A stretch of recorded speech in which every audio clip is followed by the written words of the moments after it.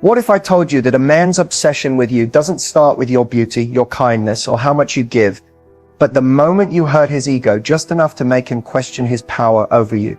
Sounds cruel? Maybe. But let's talk about reality, not fairy tale. The truth is, men aren't wired to fall in love with comfort. They fall in love with uncertainty, contrast, and emotional tension. And nothing shakes a man's emotional core more than a woman who refuses to inflate his ego just because he's used to being praised, pursued, and prioritized. There's a powerful psychological shift that happens when a woman stops operating from approval-seeking behavior and instead taps into her emotional detachment, her standards, and her unwillingness to feed male entitlement. That shift is magnetic. It triggers something primal in him. He doesn't just want your attention, he needs to earn it. And when he can't, that's when he spirals into craving, overthinking, and chasing. In this video, I'm going to walk you through how to flip the dynamic, not by playing games, but by understanding one brutal truth. The moment a man feels emotionally uncertain, his attractions skyrocket. You'll learn how to hold back in a way that's elegant, how to bruise his ego without breaking his spirit, and how to make him fall madly in love with the challenge that is you.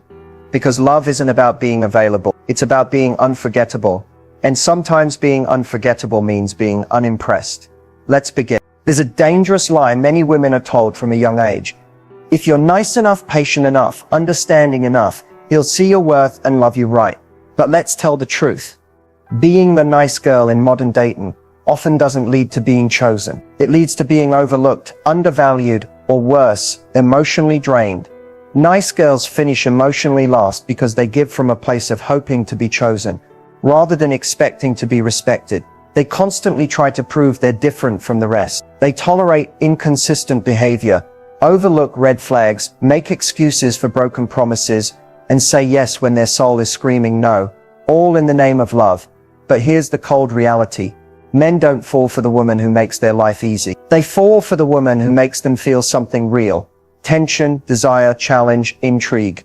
And the woman who's always available, always agreeable, always giving. She doesn't create emotional tension. She creates comfort, and comfort breeds complacency. It's not that kindness is the problem. It's kindness without boundaries. Love without self-respect. Patience with no standards. That's what gets you taken for granted. Because the more you give without requiring anything in return, the more he subconsciously assumes your love is cheap. And love that feels cheap never earns loyalty, effort, or deep emotional investment. The nice girl often ends up as the emotional safety net, the therapist, the fallback. The woman he calls when his real life is falling apart, but not the one he fights to keep. Because she gave her heart before he proved he deserved it. She showed loyalty before commitment. She gave the girlfriend experience before she even knew if she was the priority. Meanwhile, the woman who sets boundaries, who says no with grace, who doesn't chase, who lets a man feel the weight of her absence. She commands attention, not because she's playing games, but because she's not afraid to walk away. And that energy, calm, secure, self-contained, is addictive. So if you've been the nice girl, it's not too late, but you need to wake up to the fact that overgiving is not love. It's self-abandonment, disguised as kinder. Love that costs your peace, your voice, and your self-worth is not love. It's sacrifice, and not the kind that builds a future. Stop trying to earn your place in a man's life by being the easiest, the most patient, or the most understanding. Start taking up space with your standard. Because the right man won't make you feel like being kind is a weakness. He'll meet your kindness with consistency. He'll match your softness with structure. And most importantly, he'll respect you not because you tolerated everything, but because you never had to. You don't have to stop being nice. You just have to stop being nice to people who don't deserve you. There's a hidden switch inside almost every man, a trigger wired directly to his ego. And once you flip it, his behavior starts to shift in ways you never expected. He calls more, he tries harder, he starts thinking about you in the middle of the day. That switch, it's not love. It's not even compatibility. It's his desire to prove himself to you. A desire fueled by one powerful emotion, uncertainty.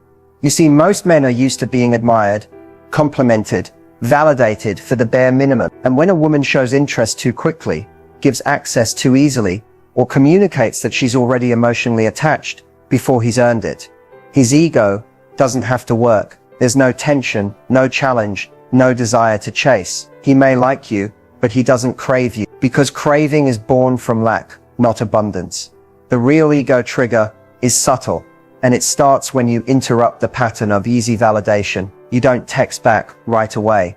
You don't overshare. You don't rush to accommodate his schedule. You maintain your mystery. You smile, but with restraint. You're warm, but not eager. He can feel you like him, but he can't tell how much. And that not knowing, that's what sets off the chase. Because the male ego is addicted to earning. He wants to win. He wants to feel that he conquered something rare. If he knows you're already emotionally his without putting in real effort, the ego relaxes, the pursuit dies. But when you show him that he has to work to access your emotional world, that's when the game begins in his head. He doesn't just want to talk to you. He doesn't just want your time. He wants your approval. And when he doesn't get it right away, he starts working harder to secure it. This doesn't mean being manipulative or playing hard to get with no intention to connect. It means understanding that your emotional availability is sacred, that your presence is a privilege, not a prize that he automatically wins just by showing up. You're not rejecting him.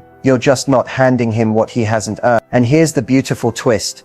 When a man's ego is triggered in this way, not by cruelty or arrogance, but by your composure and self-worth, he starts seeing you differently, not just as another woman, but as the woman. The one who made him feel uncertain, inspired, challenged and alive. The one who doesn't flinch when he pulls back. The one he can't impress with cheap words or shallow attention. The one he needs to win over, not because she's playing games, but because she knows who she is. And that's the key. It's not about hurting his ego just to hurt him. It's about protecting your energy in a way that makes his ego wake up and say, she's not like the rest, and I'm not letting her go. When it comes to love, most women are taught to be predictable.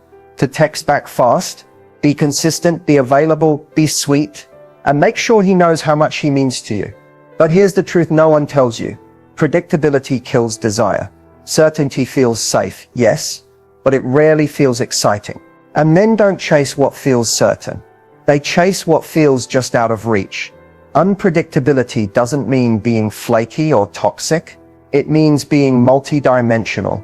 It means you're not emotionally dependent on his validation, his schedule, or his moods. It means your life doesn't revolve around when he calls or whether he gives you attention.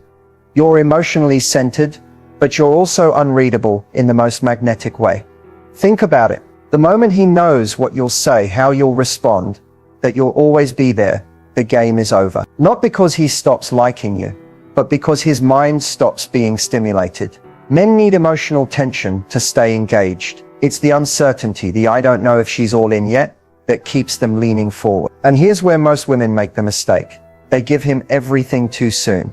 Their schedule, their emotions, their attention, their approval. Without even realizing it, they become fully transparent, and while that might feel loving, it strips away the mystique that fuels attraction. The power of unpredictability is in keeping him emotionally alert. He doesn't know if you're free tonight, because sometimes you're not. He doesn't know if that look you gave him meant you're impressed or just being polite. He doesn't know if he's winning you over or still earning your trust. That slight uncertainty doesn't repel him. It pulls him in. It makes him curious, invested, and most importantly, emotionally active. And when a man is emotionally active, he starts associating his highs and lows with you. Every moment he wonders about you. Every second he replays your last conversation.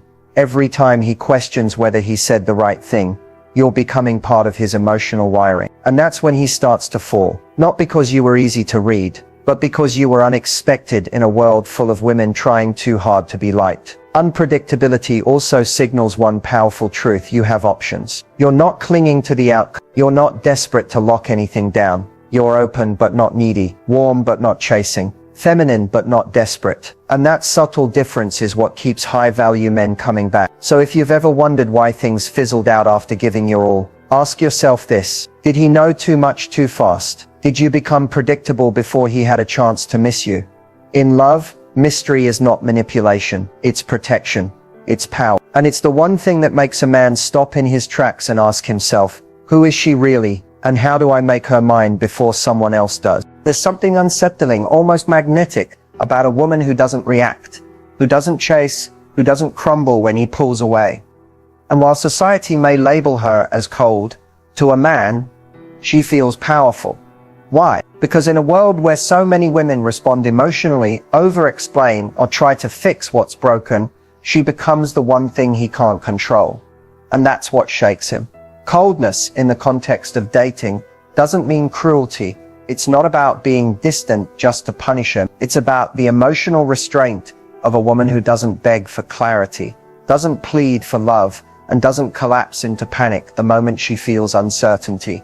It's the poise she carries when she doesn't get what she wants, and doesn't fall apart because of it. That level of detachment isn't just rare, it's unnerving to a man who's used to having control. Here's what most people don't understand. Men are drawn to what makes them feel alive. And when a woman is overly warm, overly expressive, or always emotionally available, she becomes emotionally safe. She becomes the steady background noise he eventually stops noticing. But when she responds with silence, when she doesn't mirror his energy, when she withdraws with elegance and gives him nothing to feed his ego, that absence starts echoing in his mind.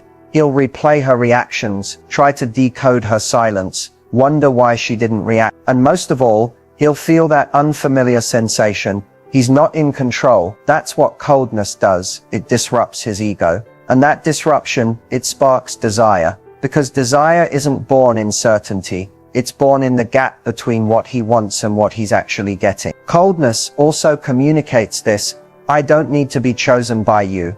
I've already chosen myself, and that energy is terrifyingly attractive. It tells him she has boundaries. She won't tolerate breadcrumbs. She's willing to walk away. That's power, and men respect, even obsess over women they can't emotionally shake. Ironically, the colder you are in key emotional moments, the more he feels pulled in. It's reverse psychology on a primal level. Your silence makes more noise than your word. Your distance creates more intimacy than your attention. Your indifference makes him feel more, not less. Because here's the truth. When a man knows he can emotionally rock you, he stops valuing you. But when he senses that you can vanish with grace, with zero drama and zero desperation, that's when his mind spirals. That's when he starts chasing. Not because you manipulated him, but because you mastered your emotional discipline.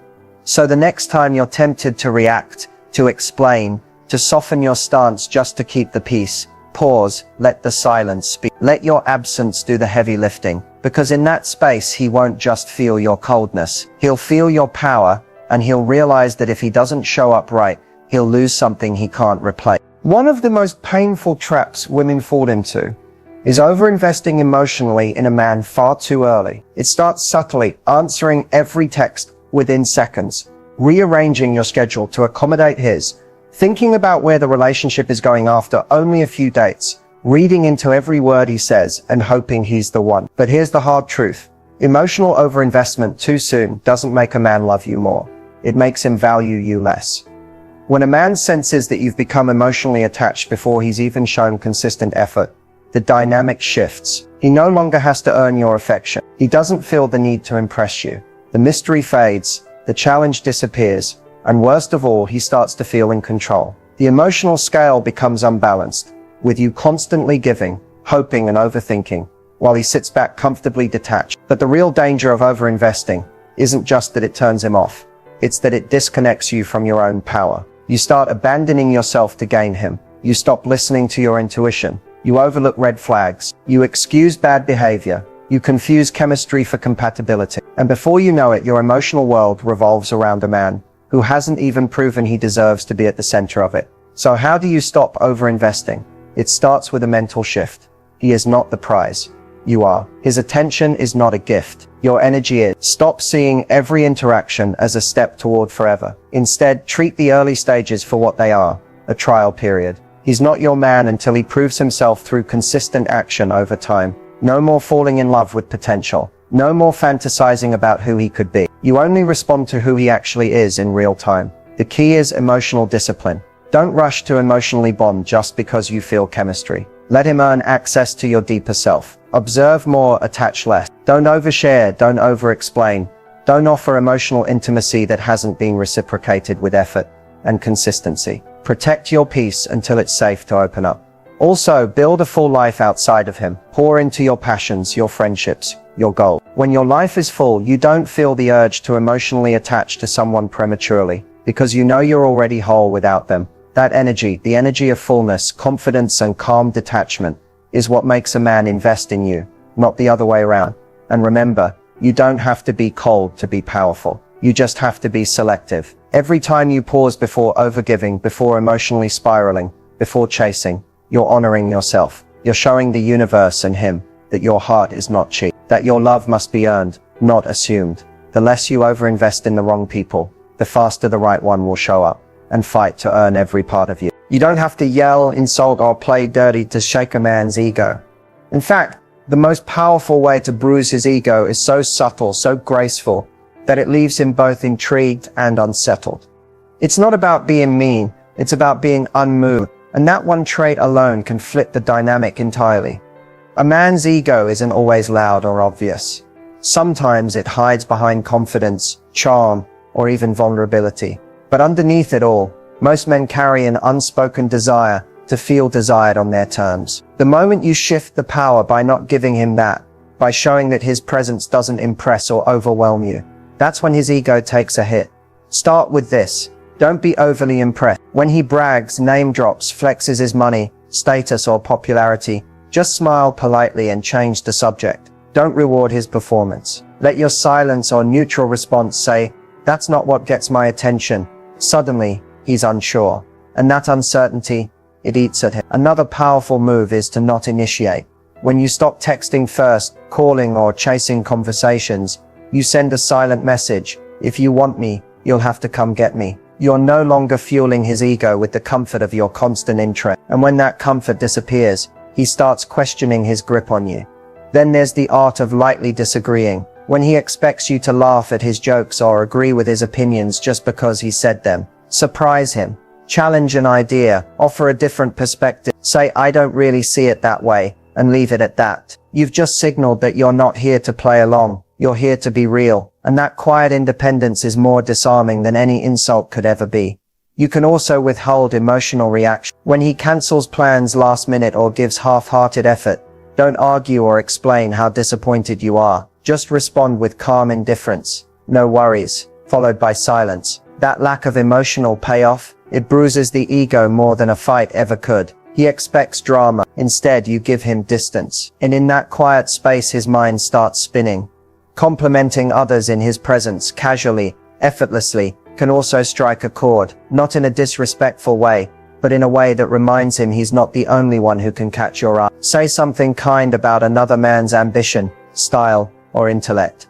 Just enough for him to notice that your attention isn't locked on him. It's subtle, but trust me, it lands. Finally, the biggest ego bruise of all, being okay without him. When you radiate that you're content, happy, and thriving in your own life, with or without his energy in it, that hits differently, because it says, "You don't complete me.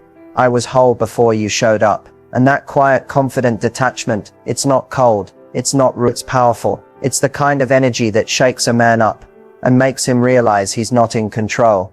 Obsession doesn't start with beauty. It doesn't even start with chemistry. It starts with energy.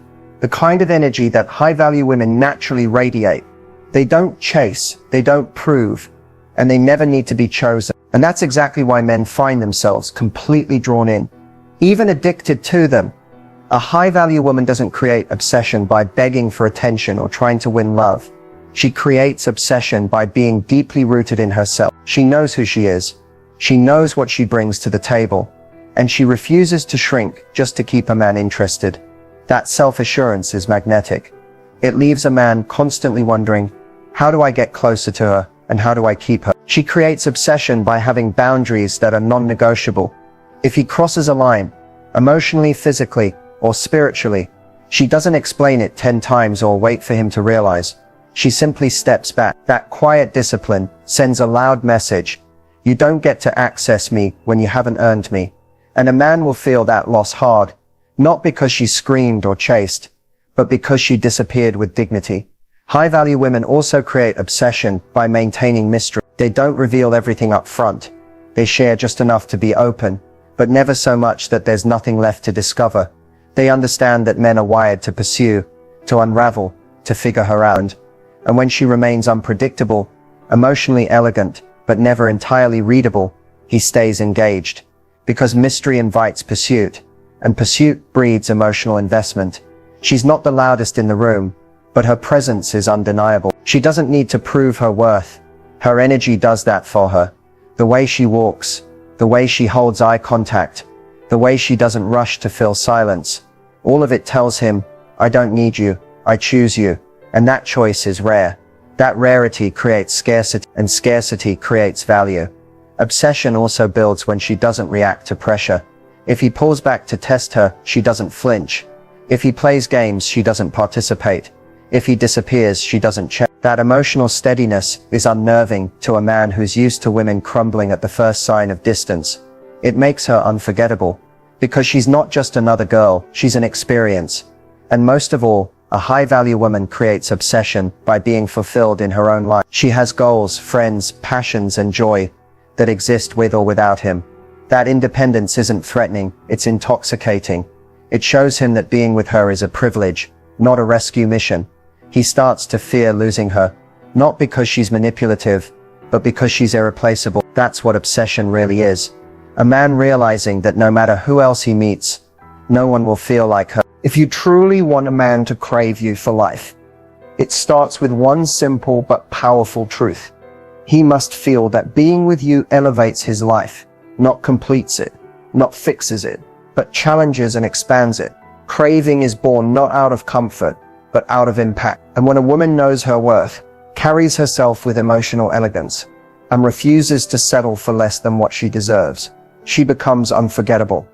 A man craves a woman who doesn't chase love, but attracts it, who doesn't cling but allows space, who doesn't demand validation, because she knows she's enough.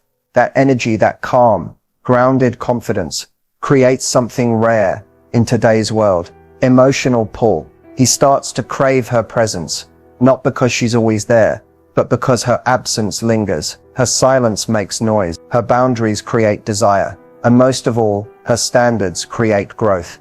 To make him crave you for life, stop making him your emotional center. Keep your world vibrant, full, and exciting with or without him. Let him witness a life that's thriving, independent, and purpose-driven. When a man sees that you're whole on your own, he doesn't feel burdened, he feels inspired. And that inspiration turns into admiration. Admiration turns into desire, and desire turns into loyal obsession.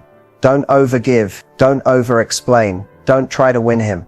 Let him win you. You don't need to prove anything. The right man will recognize your value, not just in how you treat him, but in how you treat yourself. Self-respect is the root of lasting attraction. When you walk away from disrespect, when you speak up without fear, when you prioritize your peace over his approval, you instantly raise your value in his eyes. Craving is also born in contrast. Be warm, but not available 24/7. Be present, but still mysterious. Be supportive, but never self-sacrificing. That balance makes you irresistible. It says, I love deeply, but I love myself first. And that kind of energy is rare. It teaches him that your love is not a transaction. It's a privilege that requires effort, consistency, and respect. The secret to being craved for life isn't manipulation or games. It's mastery. Mastery of your emotions, mastery of your boundaries, mastery of your energy. When you move through life like a woman who is complete, when you embody peace, confidence, and purpose,